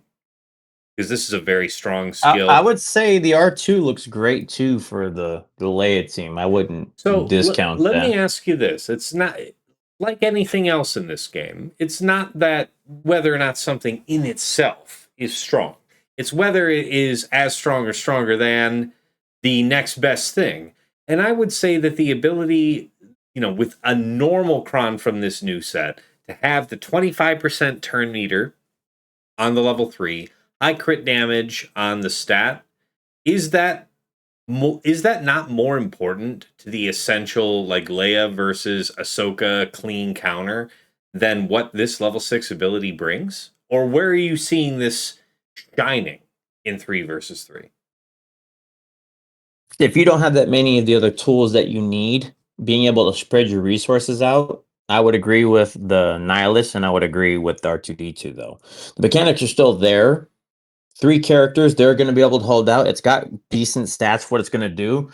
And that stack on offense at the end ain't nothing. So again, it's just going from the side. You have to use the resources you have. So if you've already had this, you're not going to do the General Kenobi. That's some bullshit. Rex Crex 5s is novel and it's cool. It's got things there for it. Nihilus, now you're talking my language, right? That's a great use that it gets to go do something. That's cool. And then if you don't need to do it there because you've got the supports or you've got Scion set up for tanking and he's going to set that up or something else, then you have R2D2. Mechanics are there for that to work, and that's why I'm commenting on that, because out of the pieces that you have, those feel like the most pivotal. Sure. I think the most useful place this is probably going to end up is Jabba. The Rex Kron, you mean? Yeah, if you're not going to do like Rex 5s, I mean, like the R2 is cool, but I think like a tank Kron with good crit damage is better. Nihilus is cool, but again, I think you want either a support or an attacker Kron with Savage. Again, like you said, I think that all these mechanics here are solid. I just don't think they're better than the roll Krons, if that makes sense. No, I like it. Well, I also like the notion of using this with Java in particular because it makes really great use of the stat spread. So I'm okay with that. Yeah, this is a unique stat profile in the sense that there's no armor pen or crit damage. It is.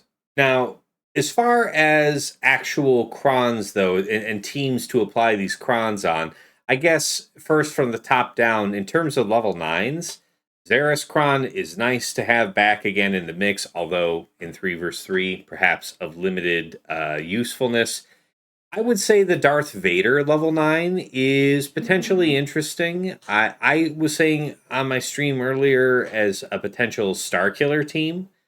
But somebody else mentioned something else. What was it, Dagger? Somebody mentioned another application of this. Oh yeah, with Bane, right? Because it kind of mimics C Bane without the C. Yes, I really like this because you see, the I believe the mechanic from Bane when the ally dies is that the ally sacrifices himself. Is that he defeats himself. All right. Whereas this level 9 says, at the start of battle, if there are no Galactic Legend allies, e.g. Bane, Darth Vader can't be defeated, including by self-defeat. That is how I would hope that ability works. And if anyone knows otherwise, speak now or forever hold your peace. But, that's how I'm thinking it works. In which case, if you're not specifically needing the cooldown reset from having your Sith ally die, then this is a great way to save a banner. What other applications do you guys see for any of these level 9s? What specific teams do you think are being called out to you by this? I mean, we can sit here and say that every team that has an attacker can make an effective use of it, but who really calls out to you? Like, for example, we just talked about how the Rexcron offers a really desirable stat profile. The Jabba the Hutt. Is this more important than the attacker level 6 for the sake of Bausch? What are you guys thinking? How are you seeing these crons applied in terms of specific teams as standouts? What do you think? Well, I think Baze is the level 9 you're going to want on your Leia tank cron. Dig that. Good observation. I haven't pulled that yet. Now, I don't know if Chirrut Baze is going to be on the team. Let's pull that real quick.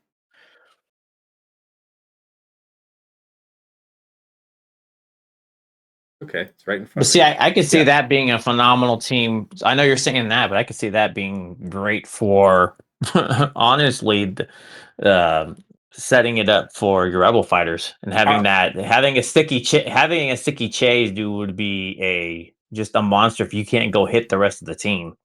Are we saying now? Are you trying to future-proof yourself for 5 versus 5 here? Because I definitely remember talking about this in my video, but I was thinking about 5 versus 5 at the time. This is so kind of bound at the hip with having Chirrut. Is that the way you see this cron getting value for you in 3 versus 3? Like, you've got Saw, Baze, Chirrut, and that's a core worth keeping. I don't think this cron, this level 9, will be applicable in 3v3. I'm simply pointing out that this is the level 9 you're going to want on your Leia. No. I appreciate that because, if you're saying that probably for the purposes of 3 versus 3, there is no level 9 that matters. But what the hell? While you're in the neighborhood and you may as well roll something on the level 9 for future-proofing yourself, it might as well be Baze on your tank cron. So I take that point. That's fine. Other than that, I can't really think of any of these that I'm like super, super excited to get, besides maybe Ayla. But isn't she a support? Yes. So pass on that. Okay. So, yeah. All right. How about you, TJ? What do you got to say? Any particular teams? And remember, the focus on this question is like, what teams are you looking forward to applying any of these crons, focused or otherwise? I want to try out the teams I think we all want to try out. I want to see what Balin gets to do. I want to see what Queen Amidala gets to do because she's got basically 2 supports and an attacker, and then obviously that attacker is going to do big damage. So it's like, can I, again, stretch resources depending on how many attacker crons I have, right? Or and we're if it's not inappropriate of me to ask, do you intend for your Queen team to be running support or attack? I don't know until I get there. I need to look at the person before I set that up. Okay. She's just such a great team, right? So when you say teams, like Great Mothers. I think just those are the teams that are running through my head as we're going to this. And if it's like I've only got 4 to 5 attackers here or there, No, it's what okay else if you can don't I have do a with lot it? of specific ideas, because I don't have a ton of Yeah. specific ideas myself. I'm just trying to put But your myself. question is the teams, on and my that teams board. are immediately in my head looking at like obviously Maz's Pirates or something like Pirate King's Pirates, but it's like all these other teams that are coming up. I want to know what the Queen and how far we can push her. I want to know when I come up with Great Mothers how far we get to push.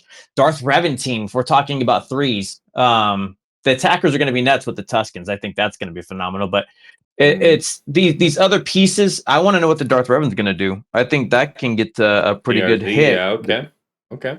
So it's those, and then I guess the final one since I worked on it, Bad Batch. I think Bad Batch is going to be a lot of fun. You mean and Wreckers? Bad Batch 2? New Bad Batch? Oh, of course. Yeah. Okay. But it's like Wrecker's already super strong and durable, and just making him harder to kill and do anything else feels completely gross. Sounds good. All right, Fatal, what do you have to say? Any particular teams that you've got to focus on, looking to apply any of these crons?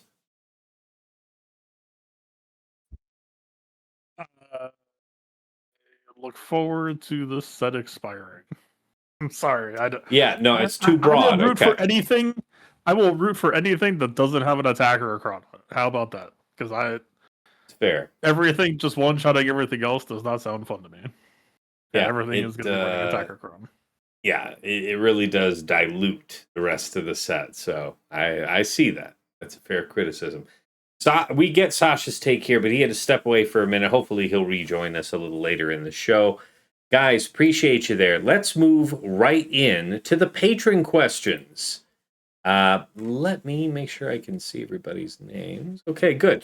All right, first item from Mus Ross. What's the best combo for Rave for 3 versus 3? Ben, Cal, and an attacker cron? Or is it Ben, Barris, and a Barris cron? And what to do with Barris if she's not with Ray? So I think from our previous discussion, and feel free to follow up on me here, gentlemen, but I'd say that we're pretty resolved to the usefulness of the attacker cron here. It's not that you would be foolish to try the Barris cron, because that was something we were doing the last time it was available. It's just that, man, the threat of that attacker cron. So you figure that if you have Ben get to his second turn, the entire fight may end there on that AoE, right? And if that doesn't kill you, Ray getting to move freely as another attacker may also be bad for your health. It seems that based on our discussion up until this point, Barris looks like an option that's more attractive for 5 versus 5. What say you, gentlemen? Ray-Ban Cat, attacker cron, 25% preload. Is there a bad way to go here? It's like Yes. Don't place Cal. Ray-Ban Cat is devious. I'm into it. Well, yes, but there is. Don't place Cal, don't place Xeris. They're both bad. it's just Tell the attackers folks would why be Cal is bad, bananas. because Cal is classically really strong with he gives Ray a ton of buffs, which then makes you die faster. to the attacker cron, to set attacker cron. Yeah. Fair. Very fair. And Barris makes you put a healer cron on there, which is just not. It's not Barris. It's not Barris, but it's like you could still put a sticky taunt. Attacker cron plus like JTR, GK, if you want to put a tank there just to be a little Yeah. stickier, or L3, something like that. Or just another attacker. Like hell, like I don't know who else is a good attacker. That's filter your roster by light side and attackers. You'll find someone. Any comment from you there, Fatal, that hasn't been covered there? Thoughts on best combo for Ray in 3s? Nothing sounds good to me at the moment. All right. Yes. I'll see if that changes tonight. Fantastic. All right. Next question. Striker said, are there any specific cases where the panel feels that the new long text datacrons are not the best choice? I can accept that maybe the pirate datacrons are still strong with Pirate King Hondo and Maz, and maybe Slacker with the FOSF cron is probably better. But, aside from that, are we otherwise a slave to the long text level 6s for any of the roles, or do we realistically see anything that isn't a long text having space? I think considering how much work we've had to do to justify the existence of board space for a non-long text attacker, can we really sit here with a straight face and talk about a lot of options that aren't a long text? No. In a world where there's only 3 characters, no. I Roles, mean, roles. we know about the Malgus support probably cron. runs We like- know that there's a handful, right? Like the support with things like Malgus, C, JMK, Great Sure. Mothers. Jabba. There's plenty of teams that don't demand the new crons right away. Seer, Or surprisingly, even I don't just, think- or even, well, he's also specifically asking not even just considering old set, but also considering non-long text for any of the roles from the new No. set. So I mean, we'll have the 15% turn meter level 6 for Great Mothers and so on. But how many other such cases are there? well, attacker none, healer and support none, maybe tank. I don't think that there's one better than the long text, but like maybe the damage reduction. So aside from the long text, are we saying that the only level 6 that we need is a singular 15% turn meter for Great Mothers? I don't even know if you need that. Can I be I honest with just, yeah. I'm Well, sorry. all right, that's fine. I've been recommending that, but say I'm assuming that you would be leaning more towards attacker. Then why do you feel that that would be the superior choice for 3 versus 3? because of the way Ahsoka is coded. Every instance of defense up and tenacity up, it's not one of the debuff of the buff. I mean, it's 10 of the buff. Yeah. So that one clause in the long text attacker is better able to exploit that for more meaningful damage than what you would be able to generate otherwise with the support. Yeah, card. all the tenacity up, defense up, and perfect defense all stacks. Like there's multiple stacks of that, even though it only shows one. That's a fair case. So again, I'm not saying it's wrong necessarily. I'm just saying week 1, I wouldn't worry about being I wouldn't worry about the corner cases week 1. Get what you know is good, and let the data take us where it will. That's fair. Yeah. You'll probably have enough work on your hands just getting enough long text attacker level 6s. So worrying about things that aren't that, maybe not so much a week 1 concern. Fatal, I saw your mic queue up for a second. Were you trying to get something in there? No. No. All right. All right, next question. From Single Malt Jedi. Do you guys think Rey will be better on defense with an attacker cron or the healer cron plus bears? Okay, we already covered that more or less. Do you think it's better to leave her a squishy relic 5 or up her relics to deal with the delta a little better? So we already answered the first part of that question. As far as if you have your Rey, or I guess any galactic legend, really, for that matter, where you're looking at something like in a world where Relic 9 is growing into Relic 10, and you've got something like, he say a Relic 5? Squishy Relic 5? Yeah, he did. That's not a realistic thing, is it? Jeez. It's subjective. That's subjective towards mean, that in GUC, and that's where it needs to stay. Honestly, that's a preference to your account and where you're at. Yeah, it's tough to say on the whole, but it feels like a really bad time to have a galactic legend not at Relic 7 as an absolute floor. Can we kind of agree to that? Talking about his Barris being at R5. Oh, Barris, do you think it's better to leave her? Oh man, the power of literacy. That's on me, guys. And there's a reason why the U.S. has like half of the adults in the U.S. are like that's illiterate. it's not my finest your hour, time in guys. Florida is really showing. All right, yes. So upper relics deal with the relic delta a little better. It really does depend where you are with your account in the sense that she isn't super high priority to take to very high relics. However, she is a character that gains a decent chunk of health at every stage, and it just so happens that max health is beneficial to the rest of her kit. So I'm okay with you doing it if you're worried about her getting blown out, or let's say that you're at a point where most of the rest of your roster's Relic 7 is a floor, and certainly that is the case for most of the opponents that you're fighting, then yes, I think if you're feeling called to catch her up, I would interpret this moment that way. What do you guys got to say? I think Relic Delta 2 is not huge, so if your opponents are all just R7, R5 is probably still reasonable. But if you face like if you're in Kyber 1, you're probably seeing a lot, like R7 is probably close to the floor you're seeing on defense. And it's probably closer to 8 in a lot of cases with some 9s mixed in. So if that's the case, I would say take your Barris to R6 or R7 at least. Okay. But if your opponents are just setting R5s on defense, or using R7s on attack, I don't really think R5 is like the worst. Sure, fair. Fatal TJ.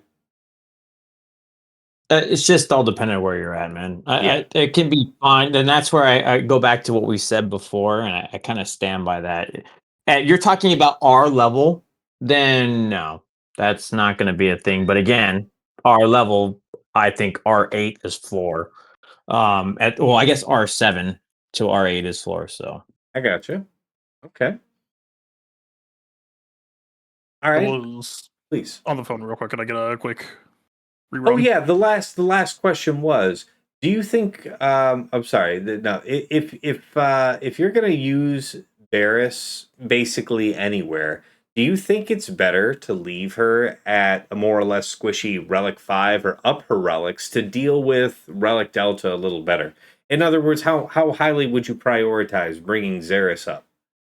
If this is in context of Barris level 9, the Barrises that scared me were the squishy ones. The tanky ones I could control when she died, and so were convenient. I think that's a very fair point. And we've mostly said, Single Malt, that Xeris and the healer level 6 is gonna see its best impact in 5 versus 5. So perhaps limited use case here for the season to come. But yeah, that's actually a great point. I was just kind of thinking about leveling the playing field for her. But if you're really looking to capture the spirit of the season with that Datacron, it would be to your advantage that she dies off. So yeah, I like that. All right. Next question here from Supermard. Speculations or hopes for the next era or future eras. So yeah, I mean, I'll be pretty brief on this. I want to see Eternal Empire. Let's stop bullshitting. I want to see my Vitiate. I want to see the whole family of Vitiate / Valkorion. So I want to see Valkorion and family. I mean, mother and all 3 kids. Let's have it. That's a 5-man team. What are we doing here? Why is it taking so long? It should have already happened. Yeah? What do you guys say? What's the spirit of the next era you want to see? Until they deliver, I want Kreia and KOTOR too. Fair. That being said, there's a bunch of different things I'd like to revisit at some point that we've already done. But I do agree, Sith has been really lacking. So if I can't get what I want you to get what you want, kind of thing. You know what I mean? Sure. Fatal TJ, what do you have to say? Your fantasy era coming up in the near future. Specifically, do not want it to be Andor, because the longer it takes for them to get to Andor this year, the higher the chances of it being a GL thing. And why do you want him to be a GL? I don't know. I think like Cassian could be argued as a GL level character at this point. Sure. And there's Jabba there's a ripe cast to flesh out the build up to a GL era with a variety of teams that I fear that like a single small era being the extent of it would leave some stuff off the table. So sure. Our plans are measured in centuries. I'm hoping that we don't get an Andor era just yet. I don't think we will. I think if we're getting the GL, I think we're getting Ahsoka season 2, I believe, this year, and we have the Mandalorian coming, I believe, this year. So if we're getting anything else, it would be hard. I would expect it would be. Well, you have to. Yeah, I'm talking about this. I'm talking about this very next era after the anniversary Oh, era. yeah. And you have to. yeah, you're Andor. Yeah, I don't think. I Sure, think you're yeah, good. the You say question's a bit 12 more months, isn't it? open-ended than that, but yes, fair point. Like, I can see why you're saying there's some What benefit do to I that want? delayed gratification. Yeah. I'm gonna live in my own world of it. I would love to see a fleet era. Just change. You realize Ew. that a major expansion of fleet necessarily implies an expansion of the fleet zones. No, it doesn't. No, the fuck it doesn't. Why wouldn't It it? Why would it it not? Because we went up to 3 fleets when we had 6 total fleets. We have 3 total fleets right now. If we get a fourth GL fleet, that brings us up to 4 fleets. I mean, If- when I say, all right, well, let's be real about what we're talking about. We're talking about Malevolence, First Order, and Resistance aren't real fleets. We have like 5 fleets if we're okay. being There like. we go. We I- just went from 3 right, to so- 5. I was about to say so- it's a little bit more than 3. Just in the spirit of the request of the next immediate era, it would be great to see a flex in fleet. That's my personal. Be it pirates. We have ship mods. I mean, I was that thinking- honestly, we need something, but it's just like, again, if we're just talking my next one, I would love just make the pirates the next fleet. Fuck it. I mean, obviously, I don't understand what Trench is doing. He should be an admiral for a reason, but Nah, he's in the pirates trash easy can where he still. belongs. It's He's in but the again, trash can. okay, Dagger's for just a me, hater. Don't listen to him. I only fix- say that because Cass loves Trench. I That's only fuck say right. that. the 'cause Sith Cass loves Empire. It's all I'm trying to say is fuck the Sith Empire. Let's do something else. So Yeah. fleet, please. And what the fuck's the point in having a pirate faction where they all have ships and we don't have a fleet? I was thinking about this yesterday. Yeah. The number one problem with fleet content in this game is that it's not ground content. And what I mean when I say that is when you see that the next conquest unit is a ship, that means you have to wait 6 months for the next conquest character you get to possibly be ground again. They'll fix Sith Empire for that time too, though, so it'll be fine. The thing they need to figure out, I think, and to be honest with you, now that I think about it, eras maybe already kind of inherently lock us into everything in the era being ground, unless they just like snuck in a ship that just wasn't in the Colosseum or whatever. But I think one thing that CG will have to wrestle with is whether or not they can let ships exist alongside the content cadence, and like maybe it just continues to be chases or whatever, instead of like, yeah, man, I don't know, like this is not shit talking on B-wing or anything, but if it's kit reveal day and I look at the kit reveal and it's a ship, I don't even read it. I just move on. Fair. And it's like, all right, come back in 2 more weeks. And to me, it's like if I knew that it could be a ship and a character, well, that's just bonus on top. Then there is no longer a feeling of resentment of, oh, it's not a character. Come back in 2 weeks. Right. So to me, if the hope of CG is to make ships feel less bad, I feel like the hope would be that ships does not feel subtractive from ground, that I can coexist with it. Very fair. All right, guys. Last question here. What do we think the timeline on Nightmare Mode Conquest is? So presumably the next difficulty after hard. Do we have any insight into that at this point? Or is this just rank speculation? It was just a joke that I made. The fact that hard I see. conquest. Whoosh goes the reference over my head. Well, yes. They might not be joking. So basically, the joke was, oh, conquest, hard conquest, post Chimere is going to be set to, I believe, Relic 5 for everything.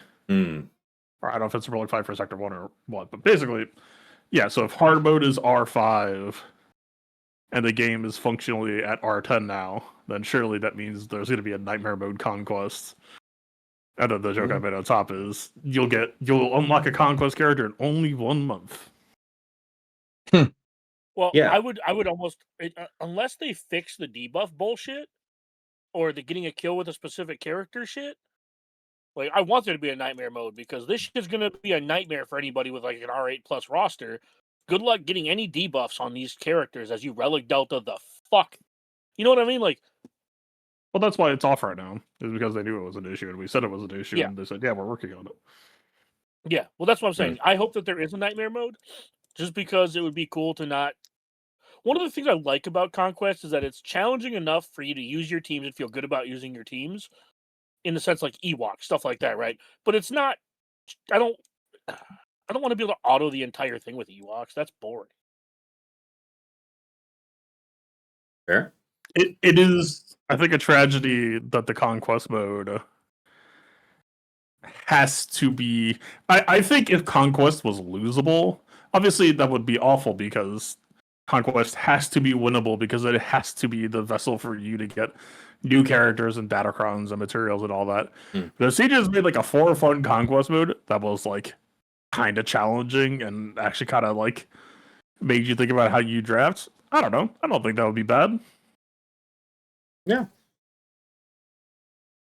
All right, guys. That I think CG No, has go a ahead. lot of design space. Sorry, I was just saying. I think CG has a lot of space, a lot of design space within eras and Conquest to solve a lot of the problems. And the question really becomes, do they have any incentive? Because they could just have the eras be tied to characters and then just release 1 to 2 chases every single era, right? Because it's functionally a different release cadence. Or they can tie ships to being the unit you get at the end of an era. And you get, anyways, I'm just, they have ways around this if they choose to. I just don't know if they will. Sure.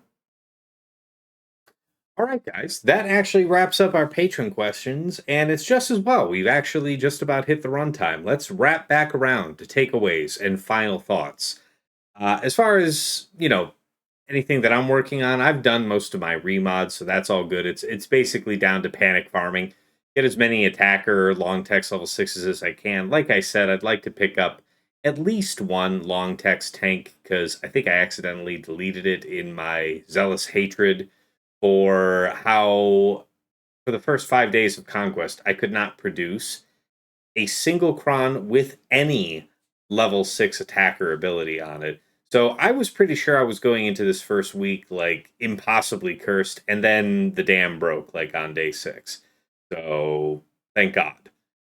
Otherwise, yeah, just panic farming. And then as far as priorities for focused datacrons, I would say that HK is the number one, Rex number 2. Those two seem to be generally better just than the last two. Although I will say the stat profile of the Bobacron is crazy and really, really applicable to Bane and God only knows what else. I intend to use it as a Boba team on defense, like I had said earlier. That's kind of where my head's at going into this week. What do you say, Dagger? We are the big bad wolf, and we are wielding the attacker crons that are going to blow the 3 little piggies' houses down. Here. And that is how I'm going to that is my visual representation for this next month of GAC. That being said, I look forward to seeing what forgotten attackers are going to be used against my team.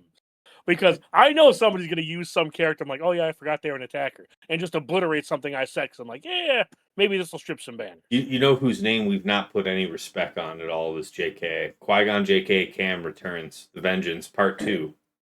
Dude, Ezra Bridger's about to fuck my shit up. The other Ezra. All right, appreciate you there. TJ, how about you? Your takeaways and final thoughts. Yeah, we'll just be in a world of 4 months of attack this, suck that, and if you don't have enough, you should be sad. Appreciate you. Dagger, it occurs to me that I actually failed to mention that you are occasionally a content creator. If you're going to be busy here in the next week or so, where could the people find you? Twitch.tv/DaggerMate7, YouTube, same name. I do plan on stealing your time slot on Wednesday and Friday. I just work here. Whether or not Phala cooperates is up to him. But that time slot works for me, so we'll see. Which, organically enough, brings us back around to Fatal for his takeaways and final thoughts. What are you thinking here going into the start of the week? Uh, I'm not gonna keep my heart closed. I will try to find some fun to be had. I do think, however this Datacron set ends, the first week or two should be a shit show in a fun way. But yeah, we'll see. I like this time tomorrow. I might either love things or I might just like have made 0 changes and just walk into match 1. Just like we will see what landmines set off in my face and then react accordingly. So I don't know. We will see. Sure. And yeah, twitch.tv/playbook.tv, youtube.com/the playbook. Yeah. And how deliberately, on a scale of 1 to 10, how deliberate will your effort be to box Dagger out of that time slot? Which time slot? The presumably 9 p.m. Eastern on the weekday. The 9 time p.m. slot. Eastern. 9 p.m. Eastern. I loosely try to aim for 8:30 Eastern as my usual start, but it kind of just depends on when I'm home and or sitting down. Mm-hmm. Yeah, I think he's saying to you, Dagger, pound sand, locate sand, apply mallet with great vigor. He is saying, find those rocks and kick that shit. You get nothing. Yeah, It's no, not. that's fine. Look, I don't know. We're all living life. We're assuming we can. Are you living your best life, Fatal? While you kick on his dreams, that's fine. Dude, for the next 4 months, all I'm saying is that the kids have 2 weeks left of school and 9 p.m. is their bedtime. So that's the 9 p.m. Eastern or 9 p.m. is their bedtime. That seems like the best start time. Fair enough. All right, appreciate that, Fatal. And I would get Sasha's comments in here at the end, but yeah, he's still detained, and we appreciate all of the excellent commentary he contributed thus far. So appreciate you, Sasha. And again, thanks to you guys, Dagger, Fatal, TJ, for joining me here. As always, a pleasure to get this conversation in as we head in. I hope you are having a few extra thoughts rattle around as I am. And yeah, of course, for all of you watching at home, you can catch me live at twitch.tv/Tassenix. I also simulcast from my YouTube channel, Tassenix Gaming, where if you haven't been there before, check it out. Whole bunch of Swug-related content you may be interested in. Stuff like the GAC Omicron tier list, the Set 25 Datacron guide, the How to Mod Guide series, about building your mod collection, the mod guides on characters and factions that you've asked about, and a whole bunch of other stuff. It's also a rebroadcasting point for this very podcast, Plotting and Scheming, which is native to Spotify. But wherever you catch an episode, check the description. There's a link that you can use to plug it into your preferred podcast program and follow us that way. Anywhere that you're seeing my content, whether it's on YouTube or on Twitch, appreciate that follow, that like. That is the best way to support the channel. Subscribing to the channel on YouTube, any of that, that's a big help. And yeah, supporting the channel for free is the best way to help us all. If you want to go above and beyond the Call of Duty to support the channel, there are a few ways to do so. I do have a Cash App that is $Tassenix. I have a PayPal that's tassenix@gmail.com. And if you want to get some advanced scouting power for your own Grand Arena, early access to my content, including Plotting and Scheming, and some other benefits besides, you may be interested in checking out my Patreon, patreon.com/Tassenix. For any upwardly mobile Grand Arena player, there is something there of interest for you. At $5 a month, you enter the Tass House at VIP access level, where you get early access to the Plotting and Scheming show. That is coming out to our general audience at 8 a.m. on Fridays. But our patrons are getting it as early as Monday or Tuesday night, depending on when we record, giving you that early advantage heading into the first round of the week. In addition, I will from time to time make patron-exclusive videos that you'll have at least a month ahead of the general public, and of course, a dedicated text and voice chat on Discord where I am usually lurking, so pop on in, pick my brain, say hi. Thank you so much to Andrew, Banja, Boba Isa, Deadpool Cow 28, JJ's Productions Twitch, Johnny B. Ottawa, Jobin4527, Miasmal, Musras, Raise Malbus, Sam Bimes, Sheepdog47, Squed, Start Strategy Gamer, and White Wolf. moving on up to the $10 a month tier is VIP Access Plus, where you get a bundled Patreon membership to me and to your choice of either OmegaBot or Hot Utils. So, OmegaBot is that tool that I highlight at the start of all of my Grand Arena streams that gives you those graphs, making it very clear what your opponent's offensive and defensive tendencies are. Anybody can use that tool for free to scout their opponent's last week of Grand Arena history, but only patrons can build out a custom report with any number of weeks. Just a second, I got a phone call. So, yeah, no wrong way to go here at VIP Access Plus. Oh, yeah, I forgot to mention the other way you could go. So, yeah, you have the OmegaBot option, and you also have the Hot Utils option. So, Hot Utils Patreon is the #1 tool for mass mod management and loadout creation. Nothing else lets you switch so easily between your Grand Arena, TB, TW, and Raid mods. You can use it like TJ and Fatal do to comprehensively remod your roster using the powerful automation feature. You can slice through hundreds of mods in seconds. How about your guild and TW? Whole bunch of good stuff baked into there.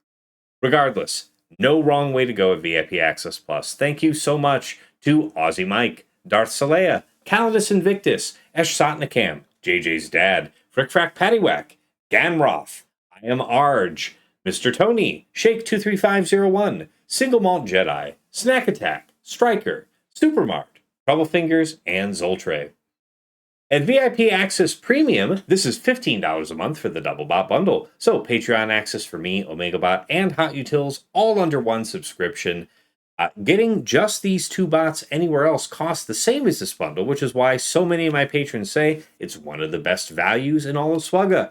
Thank you so much to Argots, Bjorn, Big Ninja, Depressed Wampa, Darth Link, General Milan, Wheatsy, Ibenek, Johnny B. Ottawa, Kev, Mini GK, Pills, Quig, Rawling, Saldag, Sir Boss, Sophus, Sprizzle, The Lost Womprat, Wilco, and Bane. At the top of the list in Jester's Club Elite, the one, the only Nomad's Reaper. Just a man who's crushed Hype Train record after Hype Train record year over year. His support is incredible. Just crushing it with hundreds of subs in one go, thousands of biddies. There's nobody that's ever done it bigger and better, so thank you, Nomads. However, close on his heels, coming up through the shadows, is Pills, who has made a habit as of late of showing up at my streams, particularly during this type of wrap-up session, where he'll just suddenly appear and drop 10, 20, 30, up over 100 subs all at one time, setting Hype Train records, not necessarily new records, but crushing and carrying Hype Trains in his own right.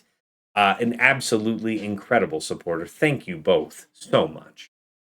Special thanks goes out to The Lost Womprat, one of my patrons, who went above and beyond by helping me optimize my OBS in the background here, and my Stream Deck, getting that set up and optimized. It's just helping me out, making things smoother behind the scenes. Thank you so much, man. To Mrs. T, my wife, thank you for all you do in the background, whether that's bringing me something to eat or drink while I'm on stream, or just keeping our daughter from tearing the house apart while I'm trying to be the very best like no one ever was at a phone game. Thank you so much. And of course, again, to my co-hosts here on Plotting and Scheming, Dagger, TJ, Sasha, Aisha, and Fatal, as ever, gentlemen. It is my pleasure and privilege to record this show together with you guys on a weekly basis. It's always invigorating going into the next week to pick up whatever I'm learning from our conversations, and I hope that occasionally you feel the same. But regardless, it's not about us. It's about the audience that tunes into the show. I'm frequently getting comments and compliments saying about how our discussions are helping folks win their matches. We're achieving the mission that we set out to do with this show, guys. And so I wouldn't change a thing. Thank you guys so much for showing up. All right, we come back around to the main scene to say I'm reasonably excited to see this in action. Of course, we will see this meta for the next 4 months defined by the ham-fisted power of the long text attacker level 6. Nevertheless, we have yet to see it in real action, so let's see what it's all about. Thank you so much for watching, and yeah, until next time, it's been real. It's been awesome. Been real awesome.